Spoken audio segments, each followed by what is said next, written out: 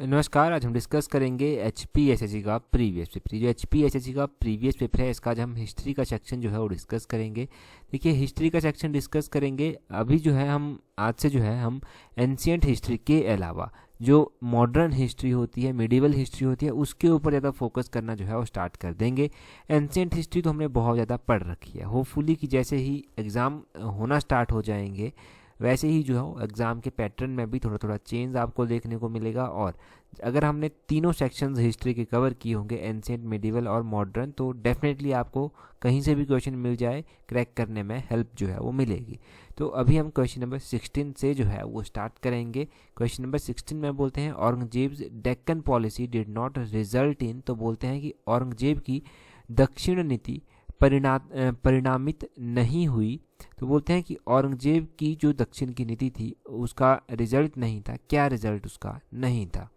तो यहाँ पर आपके पास अलग अलग ऑप्शंस दी गई हैं। इस तरह के क्वेश्चंस बहुत कम पूछे गए हैं तो डेफिनेटली इंपॉर्टेंट हो जाते हैं। ऑप्शन बी इसका सही आंसर है, 2 ओनली, यानी कि दूसरा ऑप्शन ही जो है वो सही है। इम्प्रूव्ड एग्रेरियन सिस्टम, यानी कि कृषि प्रणाली की उन्नति, ये औरंगजेब की दक्षिण नीति जो थी उसका परिणाम नहीं था। पहले हम औरंगजेब की थोड़ी सी बात करते हैं। औरंगजेब जो था इसका पूरा नाम था मयूद्दीन मोहम्मद औरंगजेब। 1618 में इसका जन्म जो था वो हुआ था।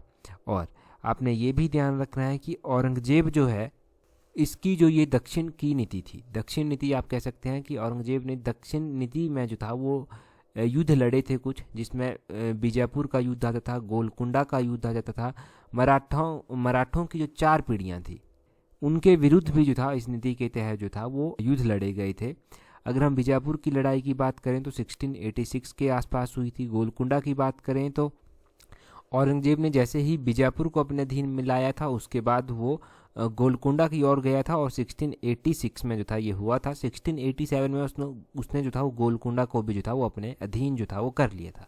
औरंगजेब की जो था वो धार्मिक नीतियाँ भी थी। अगर इसकी धार्मिक नीतियों की बात करें तो औरंगजेब जो था वो इस्लामी कानूनों को जो था वो संरक्षण देता था और कट्टर सुन्नी प्रजा के लिए जो था ये जिंदा पीर के रूप में जो था वो जाना जाता था। किसको? जिंदा पीर के रूप में जो था इसको जाना जाता था। तो क्वेश्चन पूछा जाता है यहाँ से भी, ये भी ध्यान रखना। औरंगजेब से ही जुड़ा हुआ एक क्वेश्चन बनता है। औरंगजेब की पत्नी थी राबिया दुरानी। इसकी याद में औरंगाबाद में जो था एक बीबी का मकबरा बनवाया गया और ये जो है ताजमहल की एक घटिया नकल जो है वो कही जाती है और इसे आजम शाह ने जो था वो बनवाया था। ये सारे क्वेश्चंस आप औरंगजेब से मिलते जुलते याद रखिए, कहीं ना कहीं पर लिंक जरूर करेंगे ये क्वेश्चंस। अगला क्वेश्चन देखिए, अगले क्वेश्चन में क्या बोलते हैं। बोलते हैं when Robert Clive reached Madras in 1744 he took a job as a, जब 1744 में रॉबर्ट क्लाइव जो मद्रास पहुंचा था तो उसने किस पोस्ट पर जो था वो काम किया था या फिर किसके रूप में काम करना स्टार्ट किया था? तो उसने जो था जब यहाँ पर पहुंचा था तो एक राइटर के रूप में इसने काम करना स्टार्ट किया था। ऑप्शन ए राइटर जो है वो सही आंसर है। इसने लेखक के रूप में यहाँ पर काम करना स्टार्ट किया। रॉबर्ट क्लाइव के बारे में आपने ध्यान रखना है कि रॉबर्ट क्लाइव जो है वो बंगाल का गवर्नर जनरल जो था वो बना था। जब प्लासी की लड़ाई हुई थी, प्लासी की लड़ाई के बाद जो था इसे बंगाल का गवर्नर जनरल जो था वो बनाया गया था। क्लाइव के कार्यकाल के दौरान ही जो था वो बक्सर का युद्ध हुआ जिसमें इसको सफलता प्राप्त हुई थी। और जैसे ही 1764 में बक्सर के युद्ध में सफलता प्राप्त इसको हुई, 1765 में इसने बंगाल में द्वैध शासन जो था वो लागू किया था और ये 1772 तक जो था वो चलता रहा था। इसी के कार्यकाल के दौरान जो था वो श्वेत विद्रोह भी हुआ था और भी बहुत सारी चीज़ें हैं, परंतु रॉबर्ट क्लाइव के बारे में 2-3 पॉइंट आपने ध्यान रखने हैं कि ये बंगाल का सबसे पहला गवर्नर जो था ये कहलाया। इसके कार्यकाल के दौरान 1765 में बंगाल में द्वैध शासन लागू किया गया। बक्सर की लड़ाई में इसको सफलता प्रदान हुई, 1764 में ये हुई। प्लासी की लड़ाई के बाद जो था वो इसको गवर्नर जो था वो बंगाल का बनाया गया था। ये भी आपने ध्यान रखना है। अगर हम बात करते हैं और भी जो गवर्नर जनरल रहे तो वॉरेन हेस्टिंग आए जो बंगाल के पहले गवर्नर जनरल बने। ये लॉर्ड क्लाइव जो था ये बंगाल का पहला गवर्नर था। वॉरेन हेस्टिंग बंगाल के पहले गवर्नर जनरल बने। इनके कार्यकाल के दौरान ही 1784 में जो था वो विलियम जोन्स ने एशियाटिक सोसाइटी की स्थापना की। इनके कार्यकाल के दौरान ही जो था वो 1784 में पिट्स इंडिया पैक्ट जो था वो पारित हुआ था और इसके बाद लॉर्ड कॉर्नवालिस आए। इनको जो था वो सिविल सेवा का जन्मदाता कहा गया। इनके कार्यकाल के दौरान जो था वो स्थायी बंदोबस्त व्यवस्था जो था वो बंगाल में लाई गई और अलग अलग इसके बाद गवर्नर जनरल वाइसराय जो था वो इंडिया में आते रहे। अब यहाँ से आपने एक और बात ध्यान रखनी है कि अगर आप सब इंस्पेक्टर की स्पेसिफिक रूप से तैयारी कर रहे हैं तो जल्दी ही आपको कोर्स जो है वो प्रोवाइड करवाया जाएगा, प्रॉपर टेस्ट सीरीज प्रोवाइड करवाई जाएंगी और बहुत ही कम और रेलिवेंट प्राइस में जो है वो सब आपको मिल जाएगा। तो उसके लिए थोड़ा सा इंतज़ार करिए आप और जल्दी ही आपको उसके बारे में भी बता देंगे। अगला क्वेश्चन देखते हैं। 18 क्वेश्चन बोलते हैं, यहाँ पर बोलते हैं देवेंद्र नाथ टैगोर स्टार्टेड। तो देवेंद्र नाथ टैगोर ने शुरू किया था, क्या उन्होंने शुरू किया था? अगर हम देवेंद्र नाथ टैगोर की बात करते हैं तो उन्होंने तत्वबोधिनी सभा की स्टार्टिंग जो था वो की थी। क्या किया था? तत्वबोधिनी सभा। ऑप्शन डी जो है वो सही आंसर है। ये सारे नाम आपने कहीं ना कहीं पर पढ़े होंगे, धर्म सभा, प्रार्थना समाज, आर्य समाज, तत्वबोधिनी सभा। परंतु जब हम तत्वबोधिनी सभा की ही बात कर रहे हैं तो आपने ध्यान रखना है कि जब राजा राम मोहन रॉय की मृत्यु हो गई तो उसके बाद देवेंद्र नाथ टैगोर को जो था वो ब्रह्म समाज का नेतृत्व जो था वो प्रदान हुआ था। इन्होंने ब्रह्म समाज को 1843 में लीड करना जो था वो स्टार्ट किया था। इससे पहले ये क्या करते थे? इससे पहले इन्होंने तत्वबोधिनी सभा की स्थापना की थी। कब की थी? 1839 में। 1839 में इन्होंने तत्वबोधिनी सभा की स्थापना जो था वो की थी। बाद में चलकर तत्वबोधिनी समाज की स्थापना की, आर्य समाज को इन्होंने लीड किया। फिर बहुत सारे चेंजेस हुए, आर्य समाज को भी बांट दिया गया। बाद में चलकर थोड़ा सा विवाद जब हुआ था तो उसको भी 2 भागों में बांट दिया गया। खैर, यहाँ से हम बात कर लेते हैं प्रार्थना समाज की। तो प्रार्थना समाज की जब भी बात की जाती है तो आपने ध्यान रखना है कि ब्रह्म समाज के प्रभाव से ही जो था वो महाराष्ट्र में स्थापना की गई प्रार्थना समाज की 1867 में। 1867 में इसकी स्थापना की गई और ब्रह्म समाज के प्रभाव में आकर स्थापना की गई थी। परंतु यहाँ से ये भी तो पता होना चाहिए कि ब्रह्म समाज की स्थापना कब की गई थी। ब्रह्म समाज की स्थापना 1828 में राजा राम मोहन रॉय ने की थी और जो प्रार्थना समाज था इसमें डॉक्टर आत्माराम पांडुरंग ने जो था स्थापना करने में बहुत अहम योगदान जो था वो निभाया था। इनके अलावा और भी लोग यहाँ पर जुड़े हुए थे, ये आप ध्यान रखिए। और आर्य समाज की जब भी हम बात करते हैं तो आर्य समाज स्वामी दयानंद सरस्वती, इन्होंने 1875 में जो था वो इसकी स्थापना जो था वो की थी। इनका नाम ज़रूर ध्यान रखना है। अब जब बात की जाती है धर्म सभा की तो धर्म सभा की स्थापना जो था वो राधाकांत देव के द्वारा जो था वो की गई थी। राधाकांत देव ने जो था वो इसकी स्थापना की थी और राजा राम मोहन रॉय के द्वारा जो स्थापना की गई थी ना ब्रह्म समाज की, उसके विरोध में धर्म समाज की जो था वो स्थापना की गई और 1830 में राधाकांत देव ने कलकत्ता में इसकी स्थापना जो था वो की गई थी। ये आपने ध्यान रखना है। कई बार क्वेश्चन पूछ लिया जाता है कि जो आपका ब्रह्म समाज था उसके काउंटर में, उसके अपोजिशन में जो था वो कौन से समाज की स्थापना की गई थी? तो वो धर्म समाज की स्थापना 1830 में राधाकांत देव ने की थी। विरोध देखो पहले से होता आया है। अगर कोई अच्छी चीज़ होती है तो उसका भी विरोध होता है, कोई बुरी चीज़ होती है तो उसका भी विरोध होता है। टोटली डिपेंड करता है एग्जीक्यूशन करने वाले पर, जो उसको एग्जीक्यूट कर रहा है वो किस तरह से उसको एग्जीक्यूट करता है। तो देखो ऑब्वियसली जब हम समाज में बात करते हैं ना तो ब्रह्म समाज की बात हम सबसे पहले करते हैं क्योंकि राजा राम मोहन रॉय ने इसको ढंग से एग्जीक्यूट किया था। और धर्म समाज बेशक इसके अपोजिशन में आया परंतु उसकी इतनी ज़्यादा बात नहीं की जाती। फिर भी 19 नंबर क्वेश्चन देखिए, बोलते हैं which was the first place captured by वाभीज in holy war against the Sikhs. तो बोलते हैं कि सिखों के विरुद्ध में धर्म युद्ध में वहाबियों ने सबसे पहले किस स्थान पर अधिकार किया था? सिखों के विरुद्ध एक धर्म युद्ध में जो था वो वहाबियों के द्वारा सबसे पहले जिस स्थान को था अपने अधिकार में ले लिया गया था वो कौन सा स्थान था? वो था आपका पेशावर। ऑप्शन सी जो है वो सही आंसर है। पेशावर जो था वो स्थान था। देखो अगर हम वहाबियों की बात करते हैं ना तो वहाबियों ने 1830 में सैयद अहमद होते थे, इन्होंने पेशावर में 80,000 वहाबी सैनिकों के साथ जो था एक सरकार की स्थापना यहाँ पर की थी। फिर इन्होंने सिखों को जो था वो निशाने पर लेना स्टार्ट कर दिया था। जब इन्होंने देखा कि अंग्रेजों को और सिखों को ये लोग आपस में लड़ रहे हैं तो इन्हें बहुत खुशी हुई और इनका विनाश तब स्टार्ट हुआ जब महाराजा रणजीत सिंह ने वहाबियों को हराया। 1831 में बालाकोट की लड़ाई हुई थी जिसमें सैयद अहमद हम पढ़ रहे हैं, सैयद अहमद ने जो था वो खुद ही शहीद यहाँ पर ये हो गया था।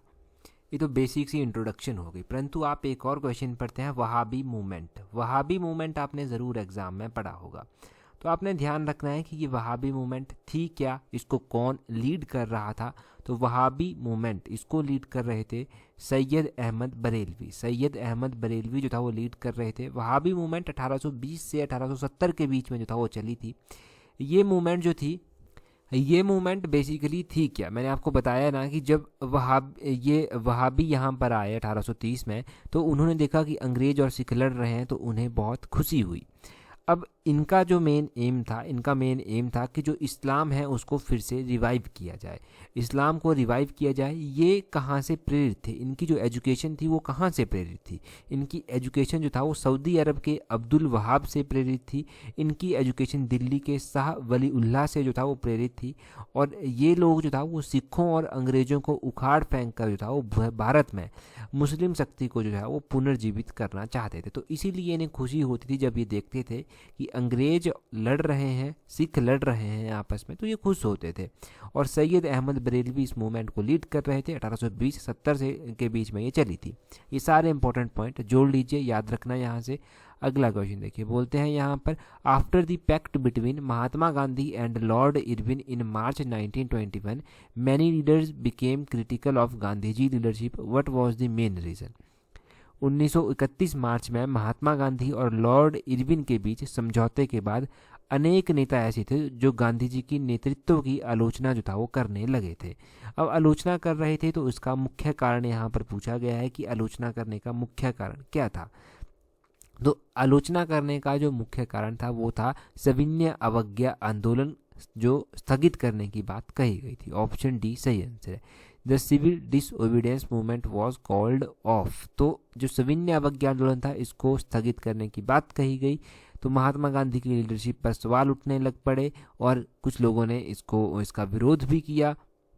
यहाँ से आप थोड़ा सा 1931 में जो गांधी और इरविन के बीच में समझौता हुआ था उसके बारे में थोड़ा सा जान लीजिए। 1931 में महात्मा गांधी और लॉर्ड इरविन के बीच में एक समझौता हुआ जिसको जो था वो गांधी इरविन समझौता कहा गया। गांधी इरविन समझौते के तहत जितने भी राजनीतिक कैदी थे उनको रिहा कर दिया गया और जो संपत्ति अपहरण कर ली गई थी उस संपत्ति को भी जो था वो वापस किया गया।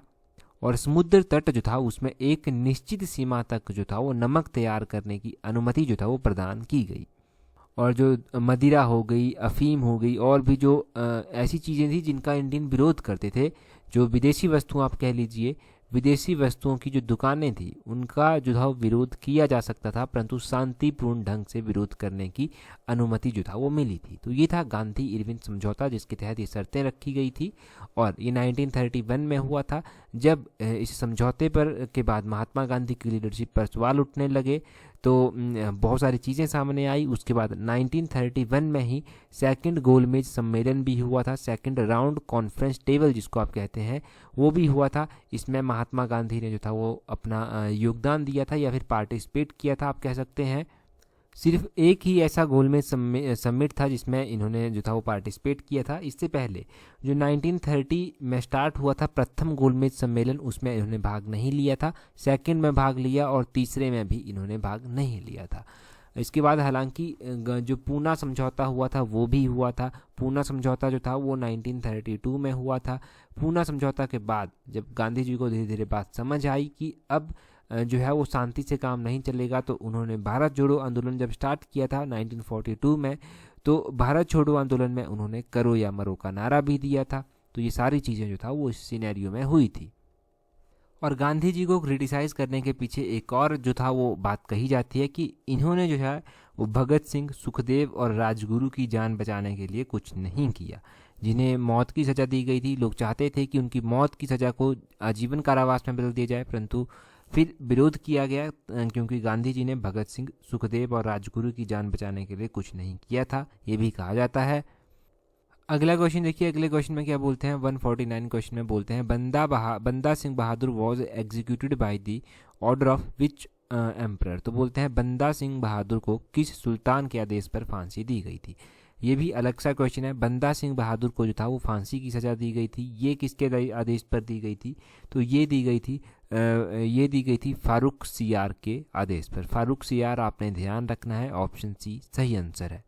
फारूक सियार कौन था? ये मुग़ल शासक आप कह लीजिए, एक मुग़ल शासक था, और इसके बारे में क्वेश्चन पूछा जा सकता है कि इसका कार्यकाल कब से लेकर कब तक था। तो 1713 से लेकर 1719 तक जो था वो इसका कार्यकाल रहा था। फारूक सियार को इसने पकड़ा था, इसके शासनकाल में पकड़ा। फारूक सियार ने जो था वो अपने शासनकाल में जो बंदा सिंह बहादुर थे उनको पकड़ा था। गुरदासपुर में इनको पकड़ा गया था और 1716 में जो था वो इन्हें मार दिया गया था। तो इनके बारे में आप इतना याद रखिए। और भी इम्पोर्टेंट शासक हुए जिनके कार्यकाल के बारे में क्वेश्चन बन जाता है, जैसे कि मोहम्मद शाह एक मुग़ल शासक थे जो 1719 से लेकर 1748 तक जो था वो शासन जिन्होंने किया था। एक अहमद शाह हुए जिन्होंने 1748 से 1753 तक 1754 तक शासन किया। और शाह आलम द्वितीय थे, 1759 से 1806 तक शासन किया। अकबर द्वितीय आए, 1806 से 1837 तक किया। और बहादुर शाह द्वितीय आए, इन्होंने 1837 से 1862 तक जो था वो शासन किया था।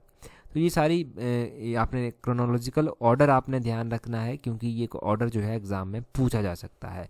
अगला क्वेश्चन देखिए 150 क्वेश्चन है। बोलते हैं battle of Khanwa was fought between. तो बैटल ऑफ खानवा आप बहुत बार पढ़ते हैं कि ये लड़ाई जो था वो किसके बीच में हुई थी?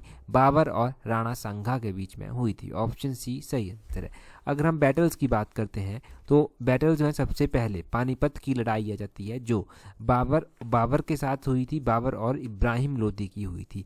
बाबर ने इब्राहिम लोदी को हराया था यहाँ पर, और फिर जाकर मुगल साम्राज्य की स्थापना जो था वो भारत में की थी।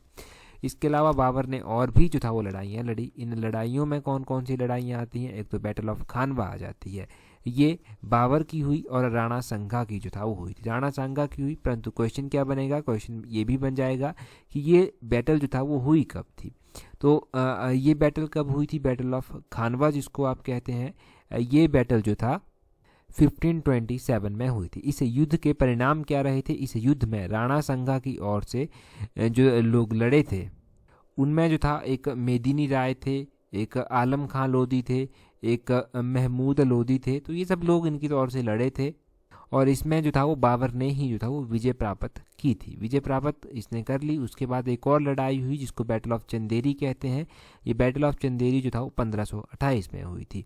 उसके बाद एक और बैटल हुई जिसको बैटल ऑफ घाघरा कहते हैं। घाघरा का युद्ध 1529 में जो था वो हुआ था। तो ये तीनों लड़ाइयाँ आपने याद रखनी है। और पानीपत की दूसरी लड़ाई आपको पता है। अभी पानीपत की दूसरी लड़ाई किसके और किसके बीच में हुई थी वो आपने कमेंट करके बताना है। वो छोटा सा क्वेश्चन है आपके लिए, काम बन जाता है, जल्दी से कमेंट करके बता दीजिए। अगला क्वेश्चन है which was written by Raja Rammohan Roy. तो राजा राममोहन रॉय के बारे में हम अभी पढ़ रहे थे कि इन्होंने ब्रह्म समाज की स्थापना की। अब राजा राममोहन रॉय के बारे में बोलते हैं कि ये इनमें से कौन सी किताब या कौन सा काम इनके द्वारा किया गया था। तो तुहफतुल मुआविदीन ऑप्शन डी सही आंसर है। तुहफतुल मुआविदीन जो था ये काम था जो राजा राममोहन रॉय जी के द्वारा जो था वो किया गया था। राजा राममोहन रॉय की बात करें तो 1828 में ब्रह्म समाज की स्थापना की गई। इन्होंने बहुत प्रयत्न किए कि सती प्रथा जो है इसको इलीगल बना दिया जाए, इसको जो है वो निषेध कानून बना दिया जाए। और 1829 में इन्हीं के प्रयासों से जो था वो सती प्रथा को निषेध कानून जो था वो बनाया गया था। इनके द्वारा बहुत ज़्यादा इम्पोर्टेंट काम किए गए, जिसमें एक ये तुहफतुल मुआविदीन आ जाता है। इसके अलावा संवाद कौमुदी जो है ये भी इन्होंने जो था एक इसका प्रकाशन किया था। और इनके द्वारा जो है मिरात उल अखबार का प्रकाशन भी जो था वो किया गया था। और 1833 में जो था वो राजा राममोहन रॉय का जो था वो देहांत हो गया था। ये भी आपने ध्यान रखना है। तो ये सारे क्वेश्चंस यहाँ से कवर होते हैं, इन सभी क्वेश्चंस को आप ध्यान रखिए। अगला क्वेश्चन देखते हैं हमारे पास क्या है। नेक्स्ट क्वेश्चन में बोलते हैं the first governor general of India was. तो भारत के पहले गवर्नर जनरल जो है यहाँ पर पूछे गए हैं। अगर बात की जा रही है गवर्नर जनरल की तो लॉर्ड विलियम बेंटिक जो है वो सही आंसर है। ऑप्शन डी जो है वो सही आंसर है। लॉर्ड विलियम बेंटिक जो था वो भारत के पहले गवर्नर जनरल थे। इसी क्वेश्चन को आप ऊपर वाले क्वेश्चन के साथ जोड़िए। मैंने आपको कहा कि इन्होंने जो था वो जो राजा राममोहन रॉय थे इन्होंने सती प्रथा को निषेध कानून बनाने में जो था वो बहुत कोशिश की थी। और इन्हीं के प्रयत्नों से जो था वो 1829 में इसको निषेध कानून भी बना दिया गया था। परंतु बनाने वाले जो गवर्नर जनरल थे वो कौन थे? वो थे लॉर्ड विलियम बेंटिक, जिन्होंने 1829 में जो था वो सती प्रथा के खिलाफ कानून बनाया था। ये आप ध्यान रखिए। और इसे जो था वो धारा 7 के तहत जो है वो विधवाओं के सती होने पर अवैध घोषित जो था वो कर दिया था। ये भी पता होना चाहिए। इनके द्वारा, विलियम बेंटिक के द्वारा और भी काम किए गए। इनके द्वारा ठगी प्रथा की समाप्ति करने में बहुत अहम योगदान निभाया गया। इन्होंने नर बलि को समाप्त करवा दिया। इन्होंने शिशु हत्या पर प्रतिबंध लगा दिया। इन्होंने 1833 में कलकत्ता में पहला मेडिकल कॉलेज की स्थापना जो था वो करवाई थी। 1833 में कलकत्ता में पहले मेडिकल कॉलेज की स्थापना इनके द्वारा करवाई गई। इन्होंने जितने भी कोर्ट थे, न्यायालय थे, उनमें फारसी भाषा के स्थान पर देसी भाषाओं को अपनाने के आदेश भी जो था वो दिए थे। इन्हें जो है वो भारत की भू व्यवस्था का जनक भी जो है वो कहीं पर कहा जाता है।